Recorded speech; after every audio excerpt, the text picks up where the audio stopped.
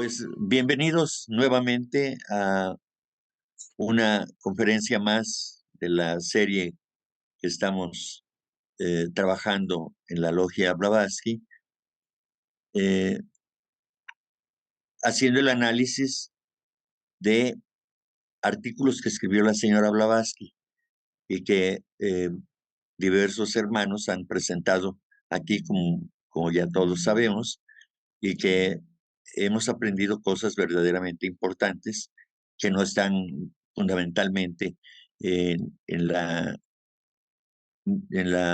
doctrina secreta o en Isis sin velo. Algunas de estas cosas aparecen junto con algunas cositas que tenemos también en la clave de la teosofía, pero fundamentalmente son artículos desligados por completo del contexto de la doctrina secreta o de Isis sin velo. Eh, Son artículos que fueron creados, fueron hechos, fueron escritos, porque era necesario hacer algunas aclaraciones que tenían que ver, sí, ciertamente, con la enseñanza que los maestros difundieron a través de la señora Blavatsky. Entonces, en ese contexto, doy la bienvenida y el agradecimiento a nuestra hermana Tere, que una vez más nos favorece con una presentación más. En este caso es la denuncia un deber, que fue escrito por la señora Blavatsky y que eh, fue presentado en la revista Lucifer. Adelante, Tere, bienvenida. Muchas gracias, mi hermano. Gracias otra vez por la oportunidad de exponer, en este caso, la carta que escribe Blavatsky ante una situación que desde luego se presentaba en la mayoría de las logias, ¿no? No es algo exclusivo ni del tiempo ni de algún sitio en particular. Siempre ha habido esta disyuntiva, sobre todo sobre el actuar, sobre el denunciar, ¿no? Esta carta precisamente se traduce así, aparece en la revista Lucifer originalmente, 16 de diciembre de 1888, y sí es necesario conocer la fecha o por lo menos el año, ya que sabemos esta situación que ocurrió en India, este conflicto de los Column, de este matrimonio que de repente se encargan como a manera de venganza de desprestigiar la imagen de Blavatsky, ¿no? Y consiguen de alguna manera meter o ser pretexto para la cizaña en Nadyar, motivo por el cual, bueno, Blavatsky tiene que hacer todo un peregrinaje para terminar ya sus últimos años en Londres, creando la logia Blavatsky. Entonces, por eso es importante revisar la fecha de esta carta, que decimos es de 1888 originalmente. Después ya aparece una compilación en el tomo 3 de la revista Lucifer y se reimprimió esto que conforman los collected writings o los escritos coleccionados en el tomo 10 ya en 1997, ¿no? Por lo general los pies de página de los que se hacen uso, o al menos en los que intento yo poner como referencia, siempre son las ediciones del inglés, porque ya sabemos que cuando estas se traducen al castellano se le adicionan cosas, se aumentan tomos, incluso opiniones o cuestiones todavía más, que hacen más copiosa la obra y que por supuesto es muy difícil ya rastrear las citas porque la paginación se mueve.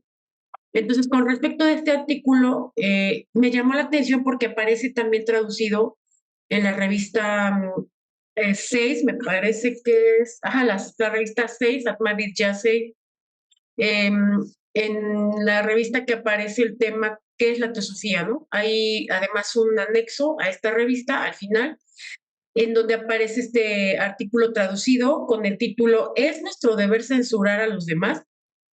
Entonces vemos que se hace necesario precisar algunos conceptos, ¿no? Por ejemplo, censurar, denunciar, criticar, calumniar, etcétera, ¿no? Porque Blavatsky hace la presentación de varios de estos conceptos, ¿no? Entonces, de repente sí es bien útil irnos a la fuente original, es decir, al tomo 10 de los escritos coleccionados, para revisar las precisiones de estas traducciones, ¿no? En el caso de la traducción que aparece en la revista Armavidya, la verdad es que está muy buena. Esta no demerita la del librito que contiene en otra editorial este artículo, pero es bueno tomar como las dos de referencia, irlo revisando con el texto original, ¿no? Entonces, Blavatsky empieza poniendo un precepto budista y un aforismo cristiano que tienen que ver precisamente con la condenación, ¿no? Entonces ya vemos que aquí aparece en el título la palabra denuncia y en estos aforismos aparece el juzgar y la condenación como tal, ¿no? Entonces en el precepto budista ya nos deja estas letras. No condenes a ningún ser humano en su ausencia y cuando esté la crítica como una obligación. Dice, hazlo en su presencia, pero gentilmente, usando palabras caritativas y compasivas, ya que el corazón humano es como la planta Kusuli. Abre su copa al dulce rocío matutino y la cierra antes de un chubasco intenso, ¿no? Ya empezamos a ver aquí que hay ciertas diferencias entre la crítica, el proceso de juzgar, ¿no? La descalificación, la denuncia, etcétera, ¿no? Y en el aforismo cristiano dice, no juzgues si no quieres ser juzgado. Estos aforismos los deja por una razón. Ella a lo largo de la carta explica algunas cuestiones, algunos temores que hay entre algunos de los miembros de la sociedad teosófica con respecto a ser juzgados, ¿no? O sea, habla de cierta tibieza, de cierta duda para la denuncia, al grado de que este miedo tan profundo viene del temor a que también uno pueda ser mirado bajo la lupa de estos hermanos que de repente pues se les da el hecho de descalificar, ¿no? Aquí más bien la carta va no hacia el no criticar o hacia el al no juzgar, porque incluso juzgar viene como un proceso, se debiera entender como un proceso de, digamos, discernimiento, de elección, que también tiene que ver con este asunto del criticar, ¿no? Entonces yo puse aquí algunas etimologías, la que más me llama la atención es la de crítica. Crítico como tal es aquel que separa lo bueno de lo malo, ¿no? Entonces ya estamos hablando de discernimiento. Es decir, por eso se torna tan dificultoso el aprender a denunciar o no y el qué hechos son para denunciar y cuáles no, ¿no? Es decir, que de repente sí debemos ser muy cautelosos para que aquello que nos conste directamente o de lo que tengamos la certeza que sucede, podamos denunciarlo y ante quién. Eso también lo explica en esta carta de Blavatsky, ¿no? Entonces, con respecto a la crítica, ya vemos que se asoma esta definición del discernir. Y viene del verbo krinein, que está en griego, que significa separar, decidir, ¿no? Decíamos discernir. También la palabra discriminar nos ayuda porque cuando discernimos, cuando criticamos, separamos una cosa de la otra, ¿no? En este caso, lo bueno de lo malo. A la vez tiene que ver con crei, cortar, separar, distinguir, pero tienen una raíz más antigua, ambas, que tiene que ver con kurmaya, ¿no? De ahí viene la palabra crimen, o se puede entender como crimen. Ya vemos esta palabra con la vocal r, esta palabra, esta consonante kur, de la que es raíz el verbo mismo karma, ¿no? O bueno, lo que ya traducimos nosotros como karma, que solamente significa hacer, pero que los antiguos Aryavartas sabían que se hace desde el pensamiento, ¿no? Para el mundo occidental, el acto empieza como tal ya en la manifestación. Para ellos empezaba en el pensar. Entonces, otra palabra que aparece aquí es denuncia, que significa notificar a una autoridad. En ese mismo concepto, Blavatsky menciona la denuncia. Ella habla de acercarnos a ciertas autoridades, incluso en el caso de la sociedad teosófica, habla de aquellos que encabezan, puede ser las logias o incluso autoridades más allá de las pertinentes a una logia, ¿no? Hablamos de digamos, de la cara pública de la sociedad teosófica.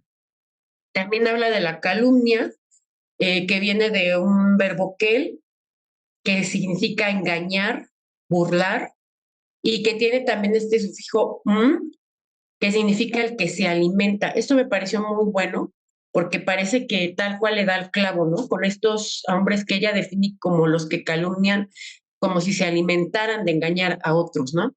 Incluso esta palabra, este sufijo, que también lo comparten palabras como alumno, que se alimenta de conocimiento. Entonces el calumnioso es lo contrario de el que se alimenta para aprender, ¿no? O sea, el calumnioso es aquel que se alimenta del engaño y de la burla.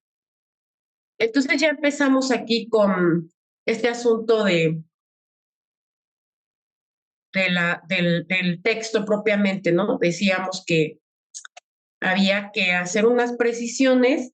Hay que recordar que este año de la carta, que es 1888, ocurre después de toda esta peripecia de Blavatsky, ¿no? Ya sabemos que la doctrina secreta tenía que haber sido escrita en Adyar, y sin embargo, por este asunto de los Column, pues tuvo que ser movida de su lugar, de su destino. Incluso también los personajes cambiaron. Subarrow estaba ya como predestinado, aceptado como un adepto para ayudar para ser colaborador de esta edición de la doctrina secreta.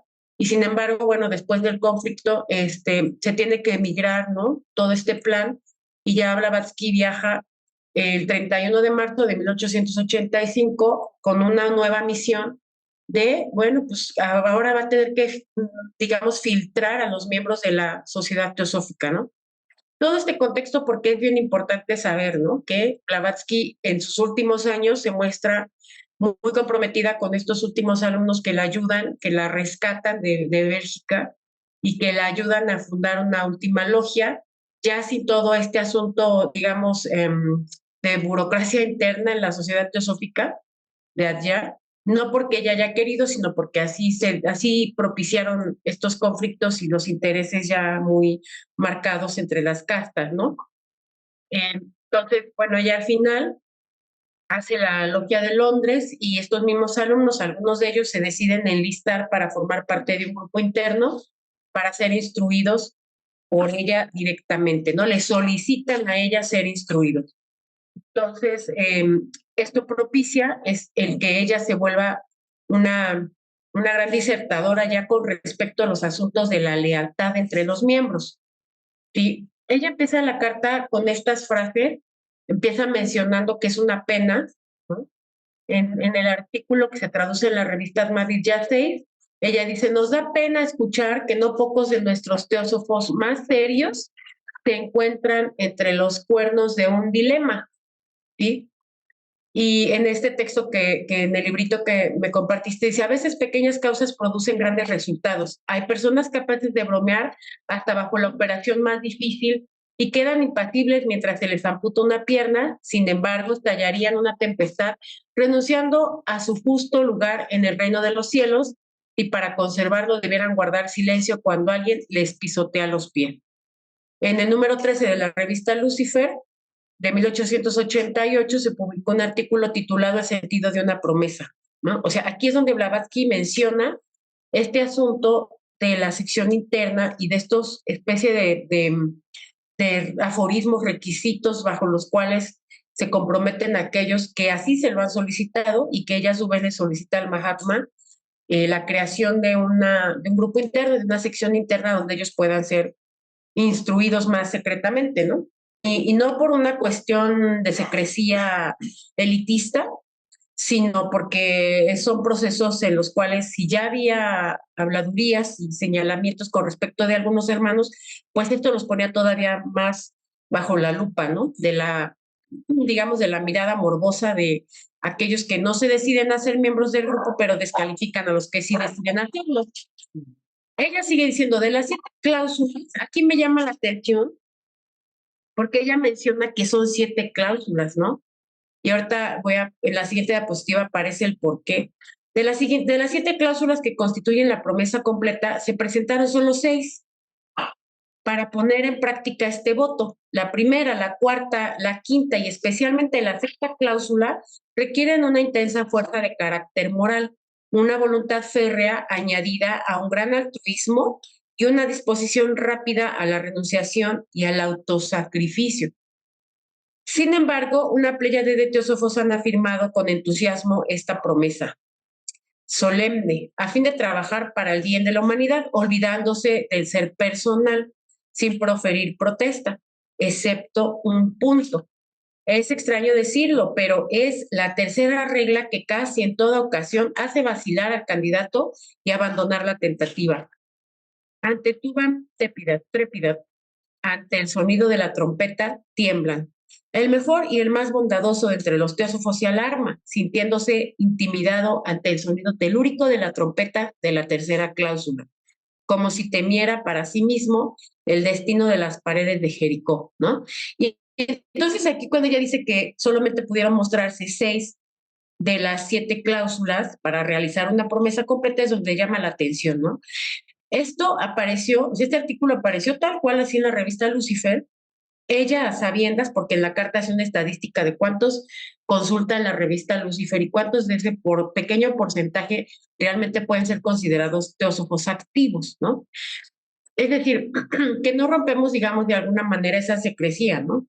En donde ella misma decidió poner en este artículo que la existencia de la sección 1 y 2 que estaban bajo juramento, bajo esas 7 cláusulas, de las que solo 6 fueron, digamos, más abiertamente publicadas, ¿no? Tan es así que aparece entonces aquí a qué se refiere con esa tercera cláusula, pero en otros textos también aparecen las otras 5, ¿no? Que las voy a presentar aquí, aunque no aparecen en esta carta. Ella sigue lanzando esta pregunta y dice, ¿qué es entonces esta terrible promesa a cumplir que parece ir más allá de la fuerza del mortal ordinario? Simplemente esto. Y para ella, pues claro que es muy simple, ¿no? Pero parece que para el resto de los miembros no lo es. Esta premisa es, doy mi solemne promesa de jamás escuchar sin protestar una cosa mala dicha de un hermano teósofo y de abstenerme de condenar a los demás. Lo que hay que recordar y que observar muy bien en esta premisa, que es la tercera, primero que hay una promesa, ¿no?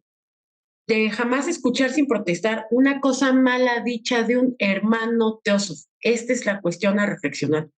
Hermano teósofo es, digamos que la vena por la que va a circular todo el significado de la carta, ¿no? Porque en alguna parte ella misma dice, bueno, entonces se nos podrá decir que la misma revista Lucifer es un conjunto de críticas, ¿no?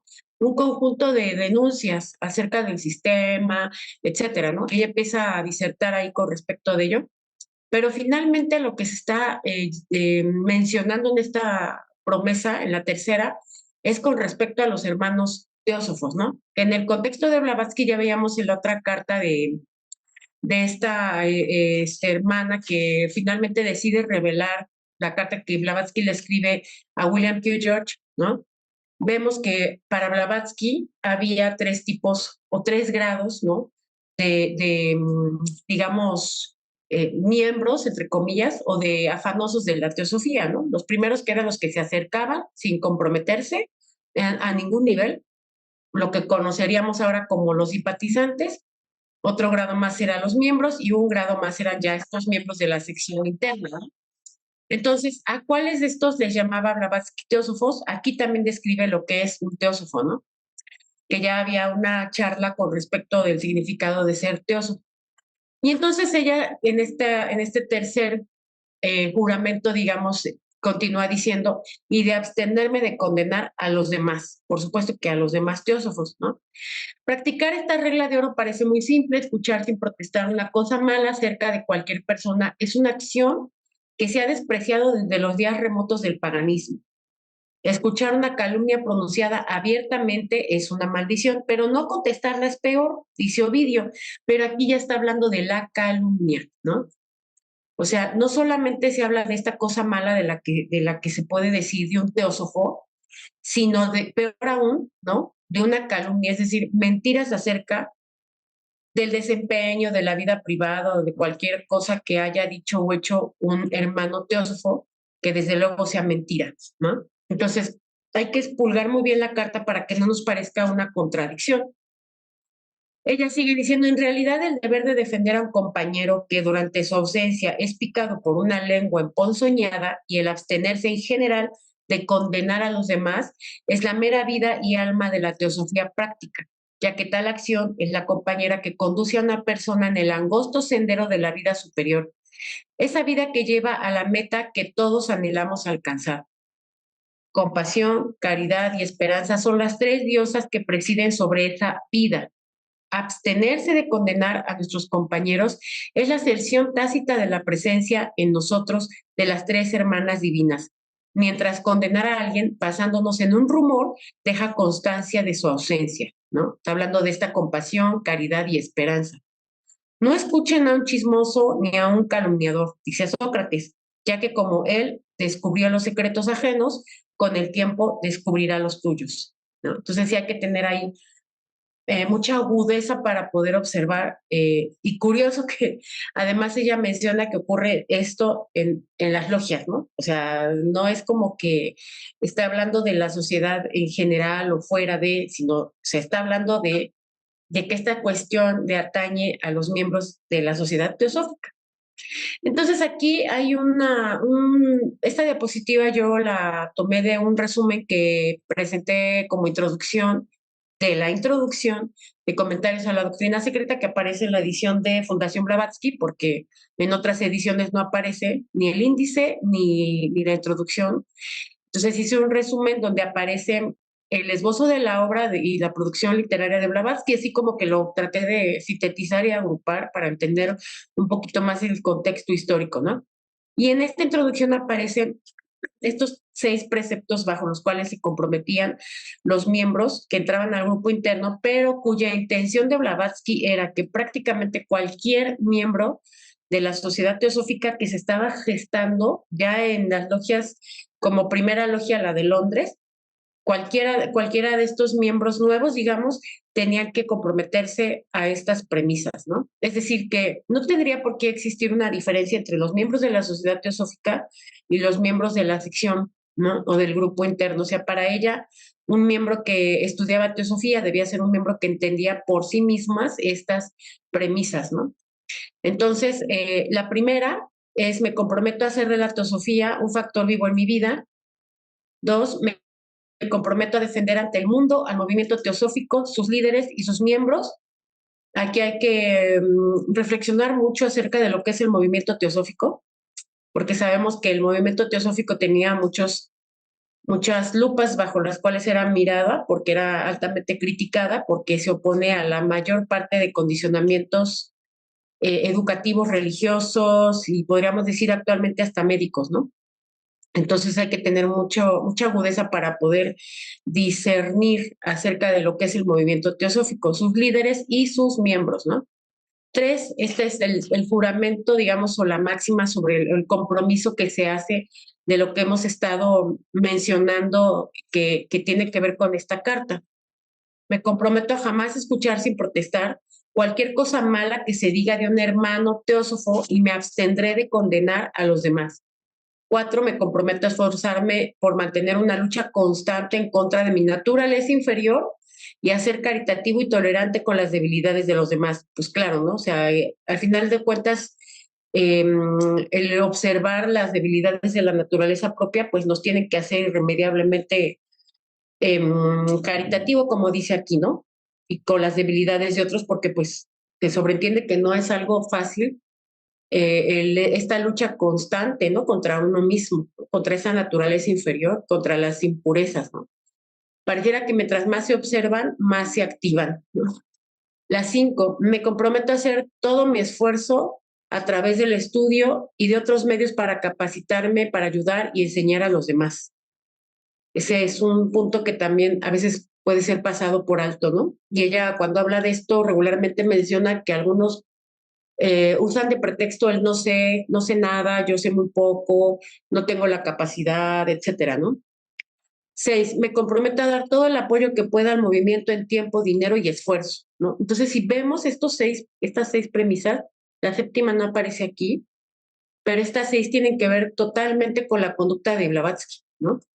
O sea, vemos que ella pues no le erró, aplicaba muy bien en estas, y desde luego que eso fue el mérito que tuvo ante la mirada de los maestros, ¿no? Esta fotografía que tiene que ver con los miembros de este grupo al final de los días de Blavatsky, y bueno, ¿qué pasó después de, no? O sea, parece que estas cartas, con todo y lo duras que son, porque son bastante potentes, y ya lo vamos a ir viendo en la presentación, no fueron suficientes, ¿no?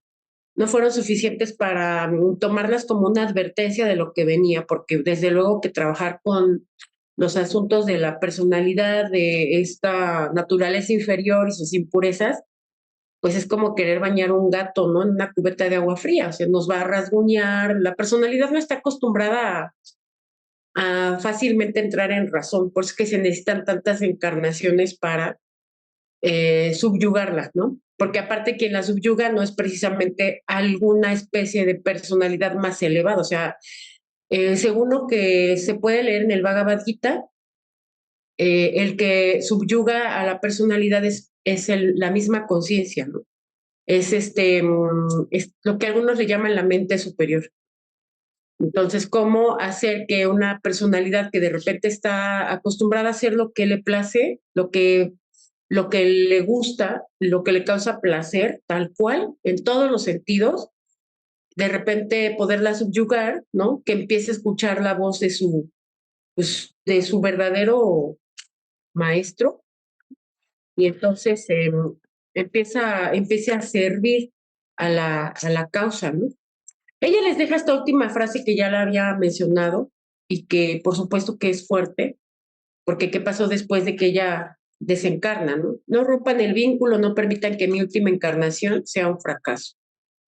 Bueno, pues estas y otras instrucciones que fueron escritas para el grupo interno, para la sección, fueron dejadas y compiladas después por Boris de Sirkov y están presentadas en el tomo, parece que es el 12 de los escritos coleccionados, ¿no? Entonces, pues vemos que la parte esotérica como tal de estas premisas, pues es la práctica, ¿no? O sea, es la vivencia, es como lo dice el punto uno, ¿no? Me comprometo a hacer de la teosofía un factor vivo en mi vida, ¿no? Y a partir de ahí yo creo que empieza el ocultismo, ya no el teórico como estamos acostumbrados a estudiar o a leer, sino ya el ocultismo práctico, al todo lo que uno se tiene que enfrentar en la vida cotidiana, ¿no? O sea, hacer de la teosofía un factor vivo en mi vida se implica bastante sacrificio de la personalidad, de esta personalidad temporal, ¿no?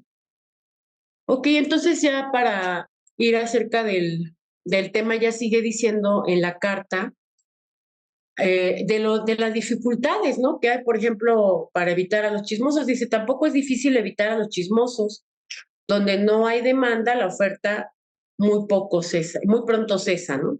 Cuando las personas se abstengan de prestar atención a la calumnia, los maldicientes se detendrán de difundirla, dice un proverbio. Condenar a alguien es un glorificarse a detrimento del condenado.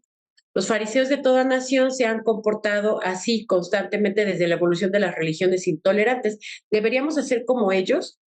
Quizás se nos diga que nosotros somos los primeros en infringir la ley ética que sustentamos, que nuestras revistas teosóficas están llenas de denuncias y el Lucifer, bajo su antorcha para irradiar luz, baja su antorcha para irradiar luz sobre todo mal como mejor puede. Nosotros contestamos que esta es otra cosa, ¿no? Y aquí, bueno, puse un fragmento de un cuadro, creo que es de Botticelli, si no me recuerdo, donde vemos este susurro que hay de la calumnia en los oídos, que además tiene forma de orejas de asno.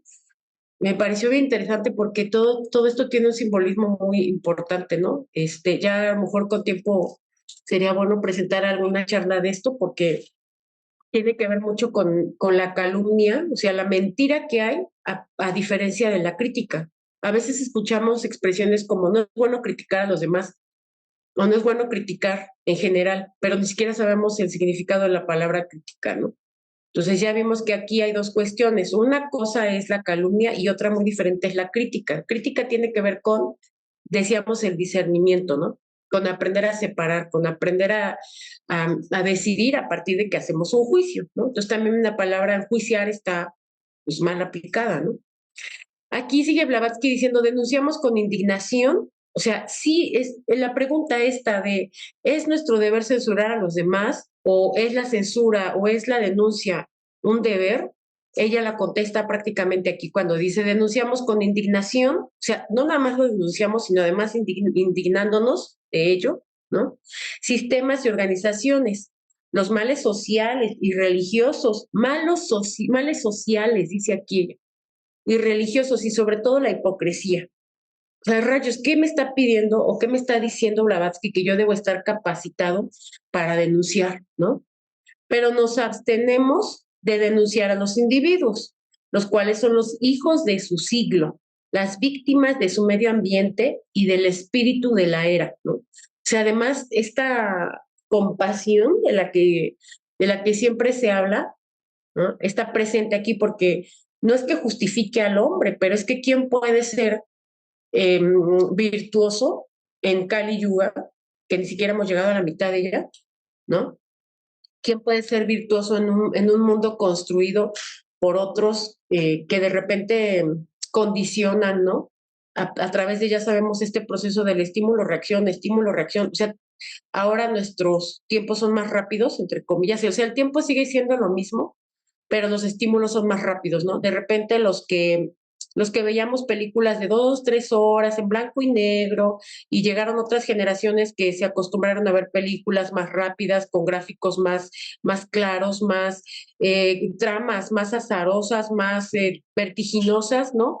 Y ahora las pequeñas generaciones que están acostumbrados a ver videos de TikTok de 3, 4 minutos, una historia rapidísima porque no tienen tiempo no tienen paciencia para ver esa historia en 2 horas, en 4 horas, ni en blanco y negro. O sea, por Dios, la quieren rápido, 5, 3 minutos y el TikTok que sigue, ¿no? O sea, es tremendamente curioso. Yo me acordaba hace unos días cuando éramos pequeñas, nosotros vivimos en Atlixco, y es un pueblo a 35 kilómetros de la ciudad de Puebla, que ya es una ciudad súper grande, ¿no? Cuando nos llevaban a Puebla, en la carretera solo había árboles, ¿no? Entonces, de repente ver árbol tras árbol tras árbol, pues claro que te mareabas, ¿no? Entonces nos daban una naranja y la íbamos chupando en el camino. Pero ¿qué pasa ahora con los niños que están acostumbrados a ver videos tan rápido, que están acostumbrados a gráficos tan bien definidos, ¿no? Con gráficos muy bien desarrollados? O sea, ese niño ya para nada se va a marear en el camino porque ese niño ya está acostumbrado, ¿no? A las repeticiones de imágenes cargadas de colores, de sonidos, de etcétera, ¿no? Entonces, sí de repente se vuelve como bien delicado, ¿no? Entender esta realidad o este mundo del que habla Blavatsky, ¿no? Cuando ella dice, nos abstenemos de denunciar a los individuos, los cuales son hijos de su siglo. O sea, ¿qué siglo estamos viviendo nosotros? ¿Qué tiempo estamos viviendo comparado con el tiempo de Blavatsky, ¿no? Por ahí hay una pregunta que los niños de repente cuando les hablas de la manera de pensar de Blavatsky sueltan y preguntan, pero entonces ella qué pensaría si viviera en este tiempo, ¿no? Esa es una pregunta muy buena porque realmente cuando ella escribe este artículo de la necesidad y habla del buque de vapor y del tren, ¿no? Entonces, ¿qué de necesario tendrían ahora los drones y toda esta inteligencia artificial, etcétera, ¿no?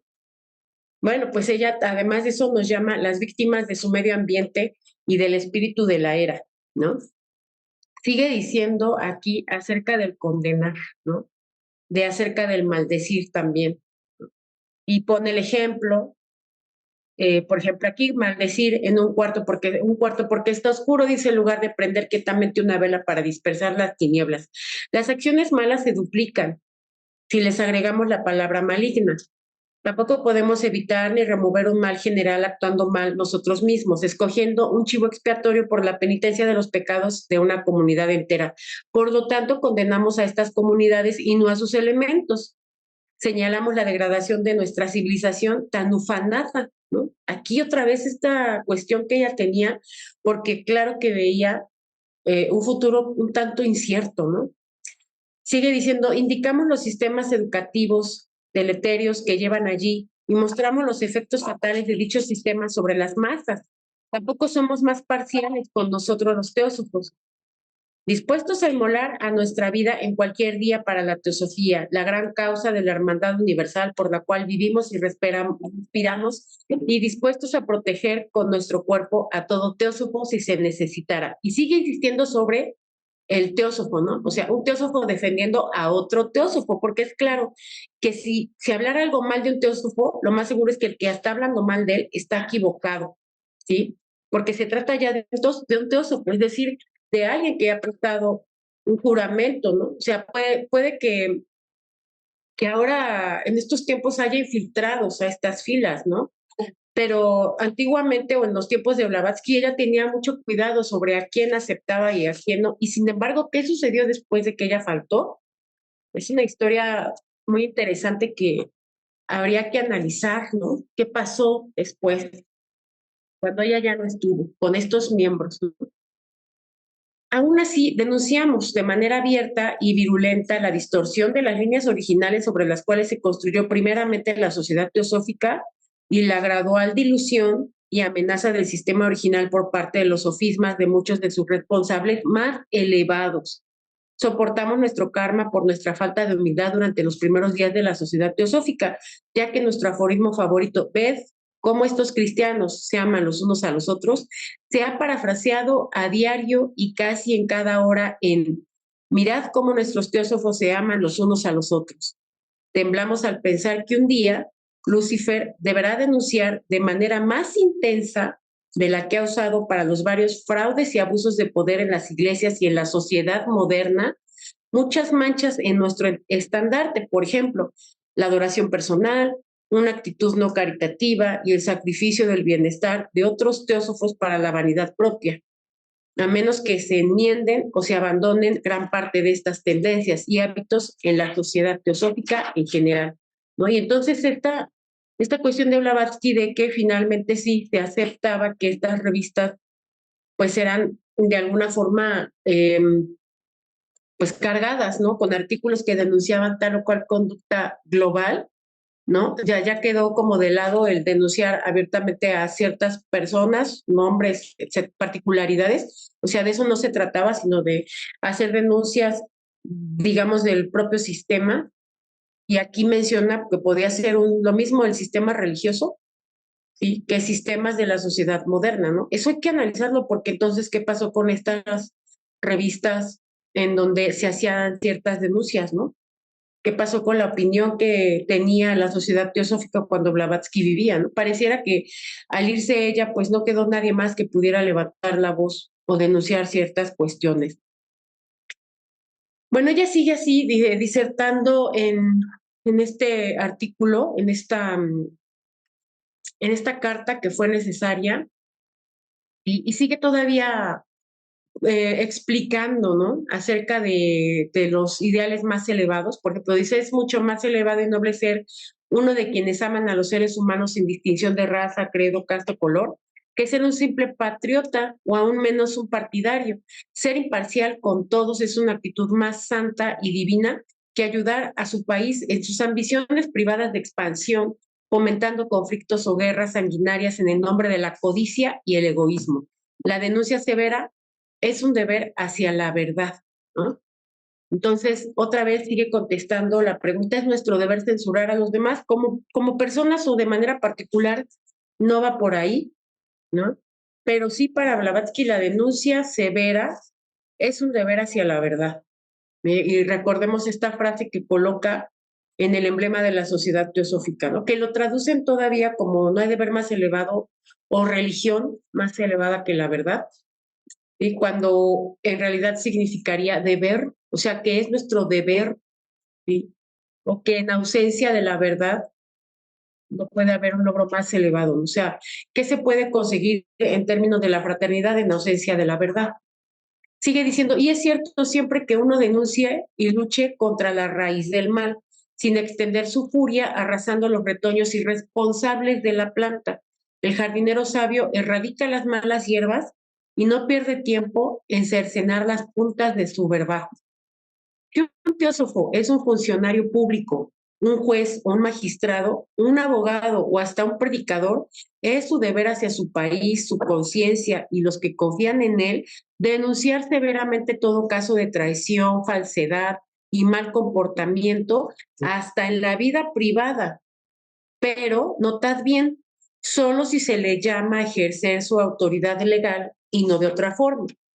Esto no es hablar mal ni condenar, sino un verdadero trabajo para la humanidad, tratando de salvar a la sociedad, que es una porción de ella, para que no sea engañada y protegiendo la propiedad de los ciudadanos que la encomiendan al cuidado de los funcionarios públicos para que no se les deprede irresponsablemente.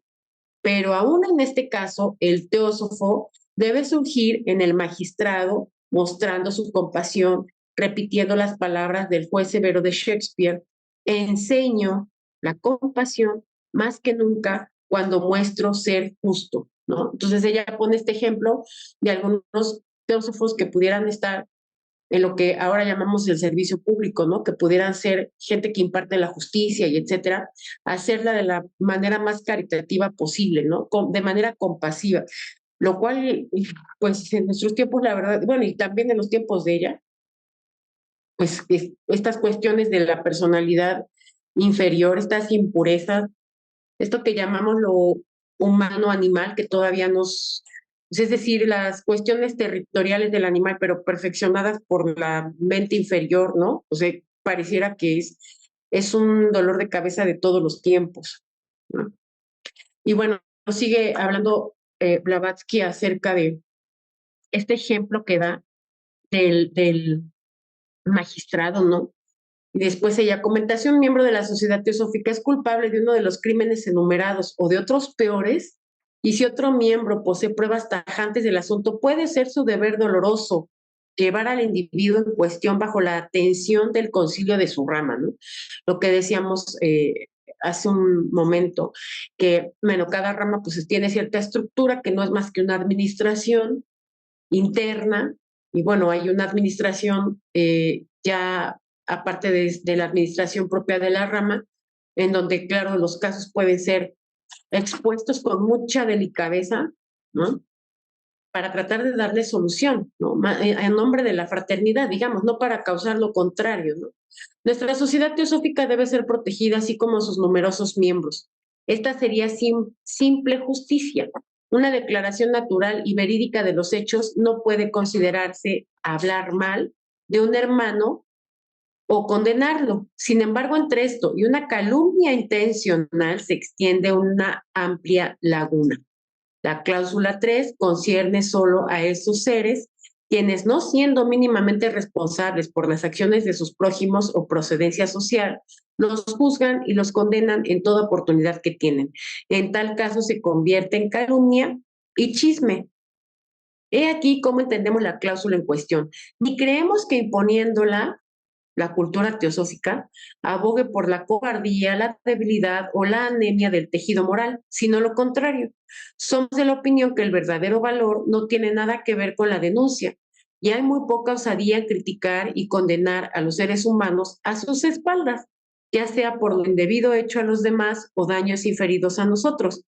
Deberíamos considerar como cobardía las virtudes sin paralelo que Gautama, el Buda o el Jesús de los Evangelios inculcaron. Entonces, la ética que Buda predicó, este código moral que el profesor Max Müller-Burnoff, hasta Bartolomeo o Saint Hilaire han pronunciado unánimemente como el más perfecto que el mundo vio, debe ser nada mejor que palabras vacías, y más hubiera valido si el sermón de la montaña no hubiese sido escrito. ¿Acaso nuestro corresponsal considera la enseñanza de no oponer resistencia al mal, la bondad para todas las criaturas y el sacrificio personal para el bien ajeno como debilidades o cobardía? Deberíamos considerar los mandamientos. No juzguéis si no quieres ser juzgado, y envaina tu espada, porque quien mata con ella muere por ella, como anemia del tejido moral o como la voz del karma. Nuestro corresponsal no es el único que piensa de esta forma.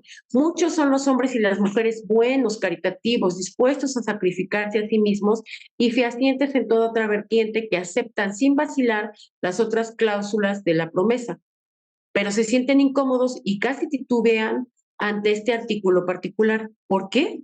La respuesta es simple: porque temen un casi inevitable perjurio para ellos inconsciente, ¿no? Entonces, digamos que acaban como en una lavada de manos, ¿no?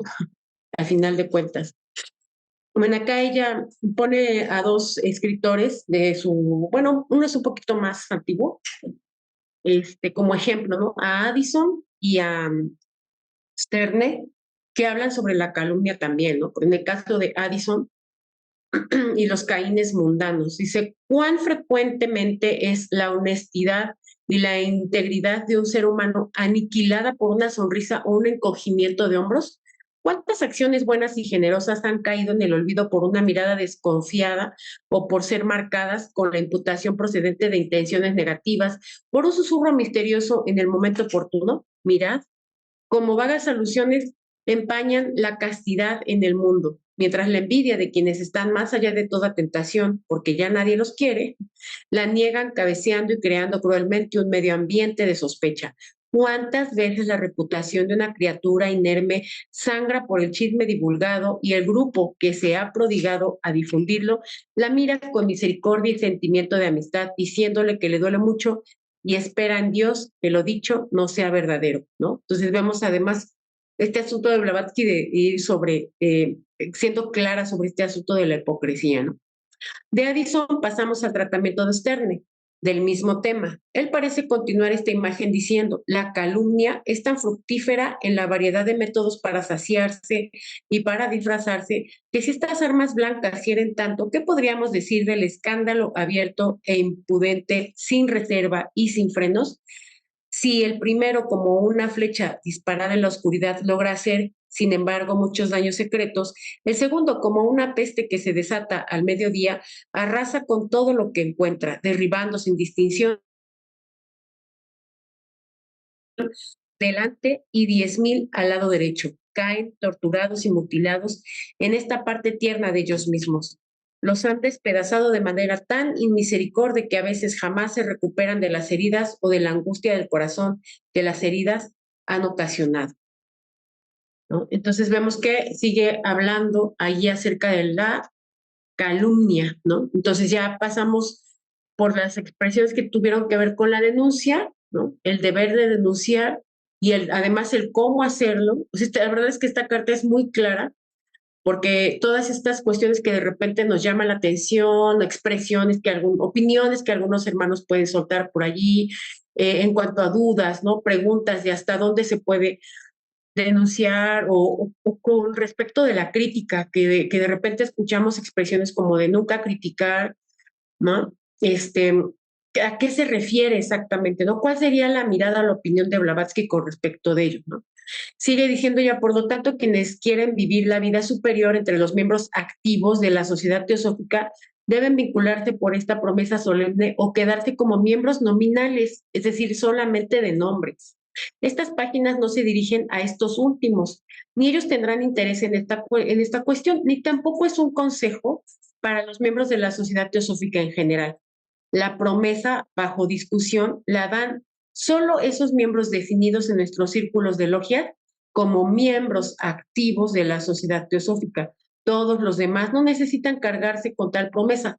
Me refiero a aquellos que prefieren quedarse como ornamento y pertenecen a los grupos de admiración mutua, aquellos que habiéndose unido solo por mera curiosidad, se han retirado discretamente sin cortar su conexión con la sociedad teosófica, y aquellos que han preservado solo un interés superficial, si alguno, una simpatía tibia para el movimiento, como es el caso de la mayoría en Inglaterra, ellos habiendo desempeñado el papel del coro griego en el drama escenificado y lleno de peripecias, ahora llamado Sociedad Teosófica, prefieren quedarse como son, el coro, considerando su número de constituyentes. Debe solo, como acontecía en el pasado, observar lo que le acontece al personaje del drama y ocasionalmente le toca expresar sus sentimientos, repitiendo las joyas finales de los monólogos de los actores o quedarse silencioso si quiere. Filósofos de un día, como los define Carlyle, no desean someter su pedido ni deseamos que lo hagan. Por lo tanto, aunque se toparan con estas líneas, se les pide recordar respetuosamente que lo dicho no se refiere a ninguna de las clases de miembros enumeradas anteriormente. La mayoría de ellos se ha unido a la sociedad teosófica con la misma actitud que cuando compran un libro, atraídos por la encuadernación inédita, lo han abierto y después de haber echado un vistazo a los contenidos, al título, al lema y a la dedicación, lo han colocado en su estante sin volver a pensar en él. Tienen derecho al volumen porque lo han comprado. Sin embargo, no hacen referencia a él como no la hacen a un viejo mueble en el sótano, porque no es suficientemente cómodo o es desproporcional con su tamaño moral e intelectual. es muy probable que estos miembros ni siquiera ven la revista Lucifer. Entonces vemos que decíamos que esta carta es muy fuerte, ¿no? Porque de repente uno no puede evitar el reflexionar o el tomar conciencia de a qué miembro se refiere ella y sobre todo en qué nivel, digamos, de miembro encajo, ¿no? O sea, estos que ella llama miembros nominales, ¿no? O miembros ornamento, ya sabemos que un ornamento es un adorno, son palabras y expresiones muy fuertes que de momento a momento, dependiendo de los quehaceres o trabajos que aceptamos en la sociedad teosófica, pues nos pueden impactar más, ¿no? Entonces sí es bien fuerte de repente escuchar este tipo de expresiones de Blavatsky que volvemos al punto inicial, el año cuenta mucho, ¿no? El año pesa en ella después de haber sufrido todos los resultados de las dudas que fueron sembradas en Adyar propiamente, ¿no? Ella sigue diciendo con respecto de, por ejemplo, de la revista de Lucifer, entre los respectivos suscriptores de estos varios periódicos teosóficos, los miembros de la sociedad teosófica son un promedio del 15%, y estos son sus órganos a los cuales se dio inicio para el beneficio de los miembros. Sus editores, gerentes y el grupo completo de contribuidores constantes trabajan gratis y además pagan de sus ya pobres bolsillos, impresores, publicadores y contribuyentes ocasionales. Este es un signo de los tiempos y muestra la diferencia entre los teósofos activos y los en descanso. A rato se puede incluso ver cómo hay cierta ironía, ¿no? Cierta ironía en algunas expresiones que ella suelta. Por ejemplo, esta última, ¿no? Es teósofos en descanso, ¿no? No podemos concluir sin dirigirnos una vez más a los teósofos activos, ¿quién entre ellos sostendrá que la cláusula 3 no es un principio fundamental del código ético que debería guiar a todo teósofo que aspira a convertirse en uno genuino? Este grupo muy amplio de hombres y mujeres, de nacionalidades, caracteres, credos y maneras de pensar más heterogéneas, ofrece por esta simple razón pretextos muy simples para las disputas y los conflictos. Por lo tanto, ¿no debería esta cláusula convertirse en parte integrante de la obligación de cada miembro activo u ornamental que se une al movimiento teosófico? Y otra vez aquí, ¿no? La pregunta, ¿no debería esta cláusula convertirse en parte integrante de la obligación de cada miembro activo u ornamental que se une al movimiento teosófico? ¿No? Entonces vemos estas intenciones aquí también en esta carta de que todo miembro que entrara al movimiento teosófico, que se sumara, lo hiciera con plena conciencia de que se comprometía a esas 6 cláusulas que son públicas aquí, pero que ella menciona que de origen son 7, ¿no? Entonces, quedamos como en el misterio de cuál es la otra cláusula, ¿no?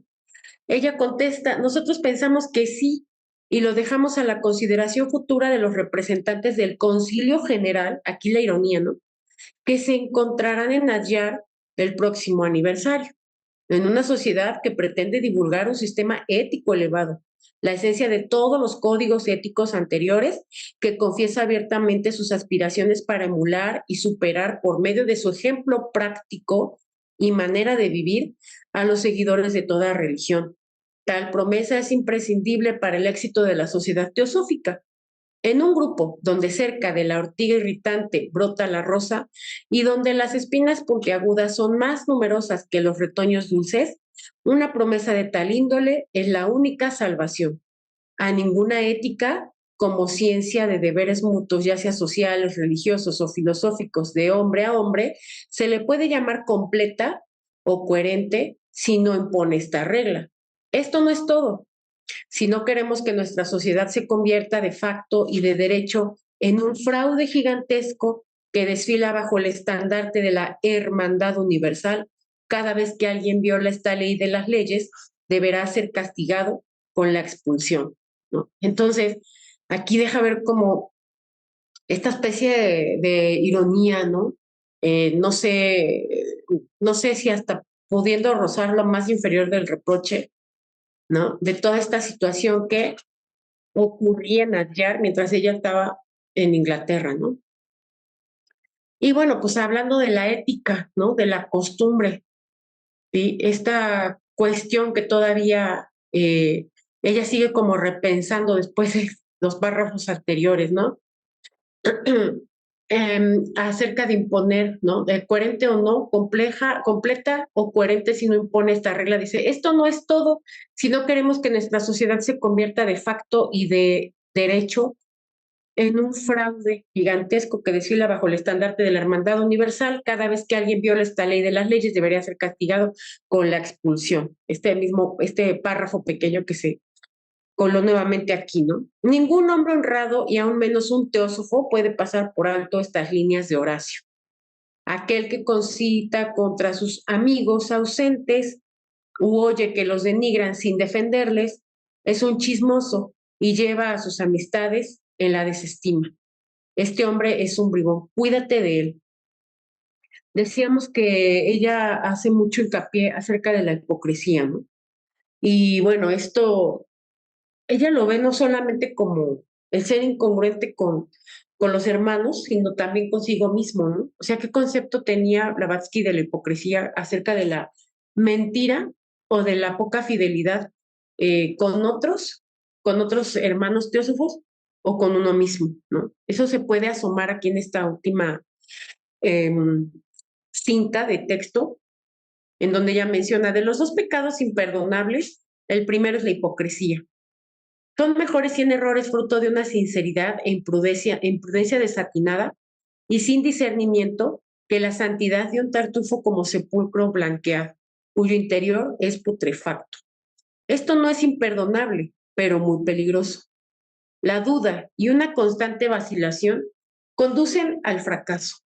Qué benéfico sería un breve periodo sin duda, murmullo o desesperación, una simple fracción de lo que cada uno de nosotros ha debido experimentar.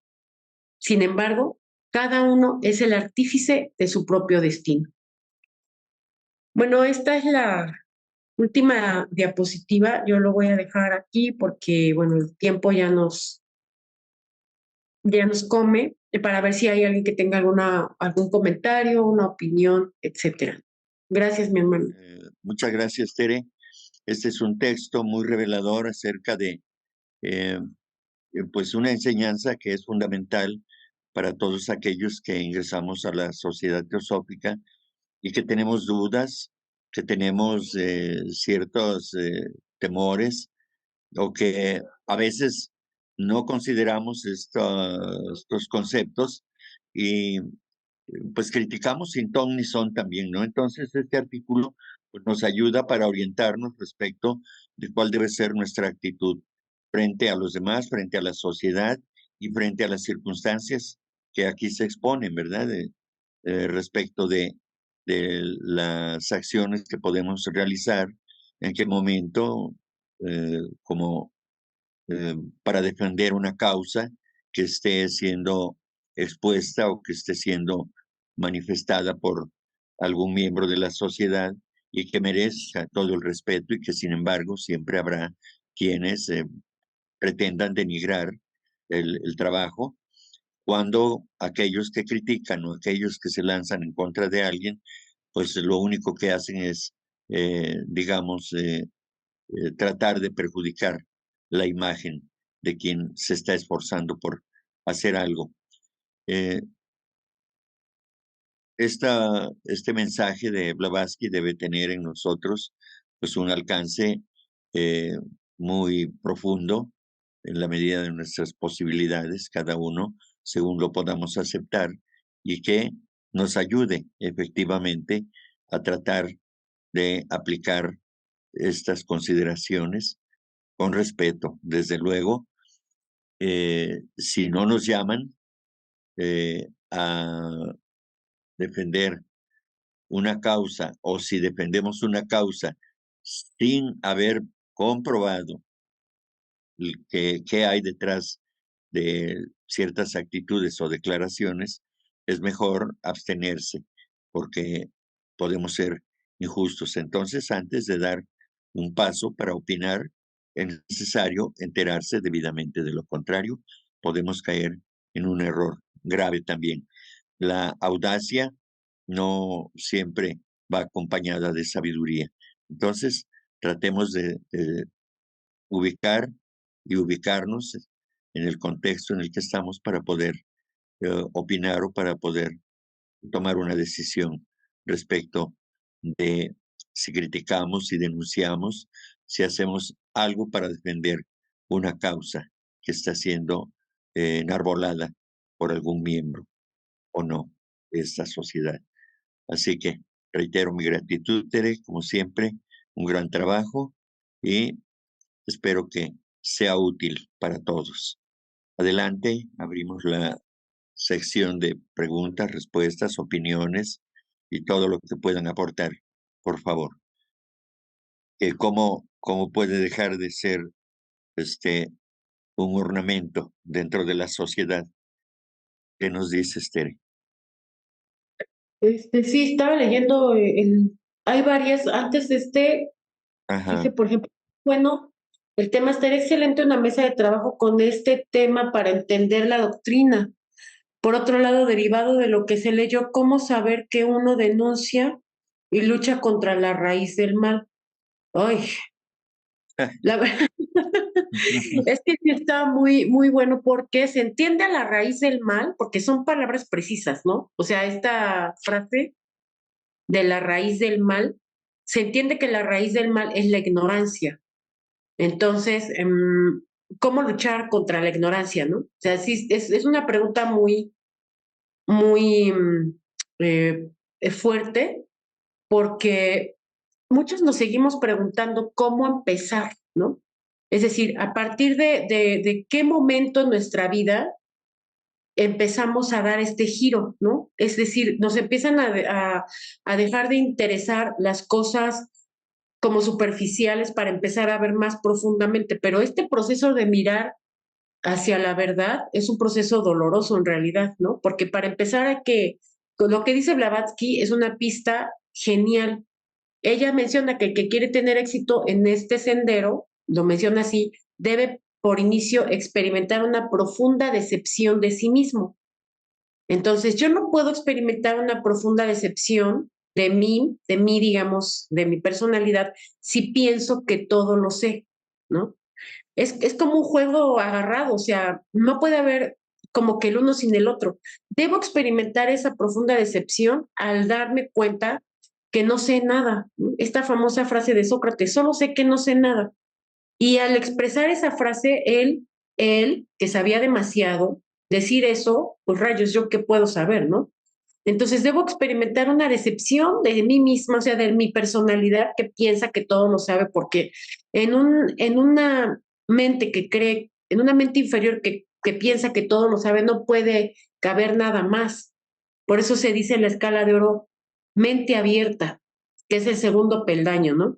Es una mente receptiva, una mente que quiere aprender, una mente que sabe que desconoce mucho, una mente que no se jacta de saberlo todo, una mente que sabe que tiene que seguir aprendiendo, que es inacabada, que se debe pulir a sí misma, ¿no? Primero dicen que por esfuerzos que no sabemos de dónde vienen, estos estímulos que vienen de la vida, y después ya son esfuerzos autoproducidos. Esa es la gran diferencia entre los adeptos y la gente que yo me sumo entre los comunes y corrientes, ¿no? Los adeptos ya hacen esfuerzos autoproducidos y la gente como mi persona, que somos cualquier persona, tenemos cada embate de la vida que es para probarnos, que es para mejorarnos, que es para limpiar estas impurezas y etcétera, ¿no? Entonces, ¿cómo luchar contra esa raíz del mal? Abriendo la mente, dándome cuenta de que no lo sé todo, de que me falta mucho, y además de eso, experimentar esa profunda decepción, ¿no? Es decir, saber reconocer y decir, ah, pues me falta demasiado, no, no lo tengo, no lo sé todo, y a partir de allí abrir la puerta para el aprender, ¿no? Y después de esta pregunta, hay una cosa que dice, otra pregunta, se escucha mucho, no ves la paja en el ojo ajeno, ve la viga en el tuyo. En este caso, ¿cómo aplica este tema de la denuncia? Es que ese es el asunto con el miedo que tenían algunos, porque ella, Blavatsky pone de ejemplo y no menciona quién, sino que nada más dice que hay un teósofo que de repente suelta algunas expresiones o opiniones con respecto de la denuncia y que más bien lo deja como en un término tibio, ¿no? En el hecho de que expresa, con esa tibieza, lo único que expresa es que le da miedo denunciar a otros, porque por supuesto que él puede estar haciendo cosas peores, ¿no? Entonces, ¿cómo salir de esta especie de ilusión en el ser permisivo? Eso ya es ser permisivo, porque, bueno, pues yo veo que el otro está haciendo cosas que a lo mejor hasta son menos graves que las que yo hago. ¿Cómo se me ocurre denunciarlo, no? Entonces también se trata de ser congruente, porque no cualquiera puede denunciar. La realidad es que no cualquiera podemos denunciar y muchos tenemos que abrazarnos en lo que algunas escuelas llaman agregados psicológicos, ¿no? Nunca, a muchos nos abrazamos a unos a otros en esos agregados psicológicos porque la verdad es súper difícil combatirlos, súper difícil derribarlos, súper difícil luchar con ellos y entonces pues ya mejor los abrazo y además los demás me cambian porque son de mi club, porque son como yo. Pero entonces, ¿dónde queda ese asunto pues de ser mejores, ¿no? Esto que Blavatsky llama los teósofos activos, porque para ser un teósofo activo la verdad es que se tiene que luchar con muchas cosas en contra, ¿no? La primera es la pereza, ¿no? O sea, el teósofo activo a mí se me imagina que es alguien que, además de que estudia y se prepara para estar capacitado, para poder orientar a otros, porque él ya lo superó, ¿no? Primero ya lo superó y ya sabe lo que es vivir esos embates y entonces ya puede de repente dar opinión a otros y decir, yo lo superé así, ¿no? Esos son los teósofos activos para mí. ¿Cómo saberlo? Porque eso hay un comentario que dice alguna orientación de cómo dejar de ser coro u ornamento en la ST. Veíamos que existen estas, que incluso lo leí, lo voy a volver a compartir, estos 6 cláusulas, como les llama Blavatsky, les llama cláusulas, ¿no? No tengo ningún, o no hay ningún empacho en presentarlas porque ya están expuestas, porque ya se han publicado. Entonces, la primera dice, me comprometo a hacer de la teosofía un factor vivo en mi vida. Esta es la gran diferencia de cómo dejar de ser un teósofo ornamental, ¿no? Un teósofo o un miembro, mejor dicho, como ella lo expresa, un miembro ornamental, un miembro que está como algunas escuelas le llaman dormido o dormitando, y un miembro activo. El primero es me comprometo a hacer de la teosofía un factor vivo en mi vida. ¿Qué significa esto? Tan solo el primero. Muchas veces pretextamos que no tenemos tiempo de estudiar, de asistir a las reuniones presenciales, ni se diga, pues si no puedo ir a las virtuales, menos a las presenciales, ¿no? Entonces, ¿a qué se refiere? Pues a priorizar la teosofía como tal. Y parte de la teosofía, claro que es el estudio y la preparación, porque decimos que la raíz del mal es la ignorancia. Entonces, ¿cómo voy a saber cómo actuar o qué discernir, bajo qué criterios voy a estar haciendo un ejercicio de discernimiento si tampoco tengo clara la tradición, la instrucción, la ciencia, religión y filosofía de la que habla Blavatsky, ¿no? Lo que le dice el Mahatma a Pesiner, conoce primero nuestras leyes, ¿no? Eso le deja muy claramente, estudia nuestras leyes. Entonces, ¿cómo dejar de ser un miembro de ornamento? Pues así, con estas 6 cláusulas, que son 7, pero que aquí solo se han puesto las primeras 6. La 2, me comprometo a defender ante el mundo el movimiento teosófico, a sus líderes y a sus miembros. ¿Qué entiendo por movimiento teosófico? O sea, en una sociedad como la nuestra, ¿qué pudiera ser el movimiento teosófico? Si para Blavatsky el primer objetivo de la sociedad teosófica fue crear un núcleo de la fraternidad universal sin distinción de raza, credo, casta, color, etcétera, religión. ¿Qué entiendo yo como el movimiento teosófico? Pues eso, ¿no? O sea, la construcción de la fraternidad mirada como una ley, no como algo abstracto que quién sabe en qué década la voy a construir, etcétera. No, o sea, la fraternidad como una ley es la ley de la justicia, ¿no? Entonces, entender el movimiento teosófico en el sentido más estricto de lo que es justo, ¿no? O sea, si yo tengo 20 pares de zapatos, ¿por qué hay gente que no tiene ninguno, ¿no? Ahí empiezo como a reflexionar, ¿no? O sea, a lo mejor igual y tengo hartas casas y las rento y no me he dado cuenta que eso es antiteosófico, ¿no? O mis hijos van a colegios privados y ¿dónde quedan los otros niños que no pueden pagar ese tipo de educación, ¿no? Una ocasión, un amigo que es comunista, yo le di mi dirección y me dijo, ¿cómo? ¿Tú vives en un fraccionamiento? Entonces, eso a mí me retumbó y me cambié de casa porque me di cuenta que, que estaba yo incurriendo en una tontería, ¿no? Cosas de ese tipo que a veces parecieran para otros hermanos exageraciones, ¿no? Pero cuando leemos a Blavatsky, leemos este asunto, este aspecto de ella que casi nadie menciona, que es totalmente una postura de la comunidad, una postura de la sociedad, de la reconstrucción del tejido social, todo eso que está muy de moda ahora, pero que desde luego tiene muchas décadas que se está gestando y que son instrucciones además de los hermanos mayores, ¿no? Lo veamos como lo veamos, una corriente filosófica de la academia o una cuestión del ocultismo y de las logias, lo veamos como veamos, el sentido es aplicarlo y vivirlo, ¿no? El tercero, me comprometo a jamás escuchar sin protestar cualquier cosa mala que se diga de un hermano teósofo y me abstendré de condenar a los demás. Aquí pues ya hablamos demasiado de esto. El cuarto, me comprometo a esforzarme por mantener una lucha constante en contra de mi naturaleza inferior y a ser caritativo y tolerante con las debilidades de los demás, ¿no? Entonces aquí, pues yo creo que muchos que ya hay algunos años que tenemos estudiando, ya tenemos bien identificado lo que es la naturaleza inferior en cada uno, o sea, en la particularidad de cada uno. Ya sabemos a qué se le llama naturaleza inferior, cuándo sale ese yo inferior, cuándo se molesta, se incomoda, se inconforma, habla de más, ¿no? O se queda callado, o sea, que eso ya creo que cada uno lo tiene bien ubicado, ¿no? Y entonces, ¿cómo vivir en una sociedad como la nuestra, en familia, en pareja, cómo ser como padre, hermano, trabajador, o jefe, o etcétera?